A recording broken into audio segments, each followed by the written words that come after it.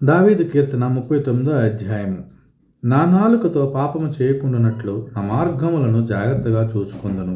భక్తిహీనులు నా ఎదుట నున్నప్పుడు నా నోటికి చిక్కము ఉంచుకొందు ననుకొంటిని. నేను ఏమీయూ మాటలాడక మౌననైతిని. క్షేమమును గూర్చి అయినను పలుకక నేను మౌనముగా నుంటిని. అయినను నా విచారము అధికమాయెను.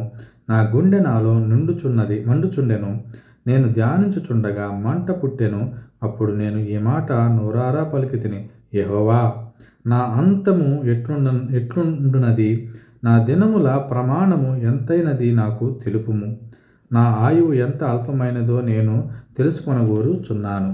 నా దినముల పరిమాణము నీవు బెత్తడంతగా చేసి ఉన్నావు. నీ సన్నిధిని నా ఆయుష్కాలము లేనట్టే ఉన్నది. ఎంత స్థిరుడనైనను ప్రతివాడును కేవలము వట్టి ఊపిరి వలె ఉన్నాడు. మనుష్యులు వట్టి నీడ వంటి వారే తిరుగులాడుదురు. వారు తొందరపడుట గాలికే గదా. వారు ధనము కూర్చుకొందురు గాని అది ఎవనికి చేజుక్కునో వారికి తెలియదు. ప్రభువా, నేను దేని కొరకు కనిపెట్టుకొందును? నిన్నే నేను నమ్ముకొని ఉన్నాను. నా అతిక్రమములన్నిటి నుండి నన్ను విడిపింపుము. నీచులకు నన్ను నిందాస్పదముగా చేయకుము. దాని చేసినది నీవే గనుక నోరు తెరవక నేను మౌననైతిని.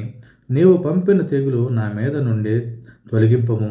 నీ చేతి దెబ్బల వలన నేను క్షీణించుచున్నాను. దోషమును బట్టి నీవు మనుష్యులను గద్దింపులతో శిక్షించునప్పుడు చిమ్మట కొట్టిన వస్త్రము వలె నీవు వారి అందము చెదరగొట్టెదవు. నరులందరూ వట్టి ఊపిరి వంటి వారు. యెహోవా, నా ప్రార్థన ఆలకింపుము. నా మొరకు చెవియొగ్గుము. నా కన్నీళ్లు చూచి మౌనంగా నుండకుము. నీ దృష్టికి నేను అతిథి వంటి వాడను. నా పితరులందరి వలె నేను పరవాసి అయ్యున్నాను.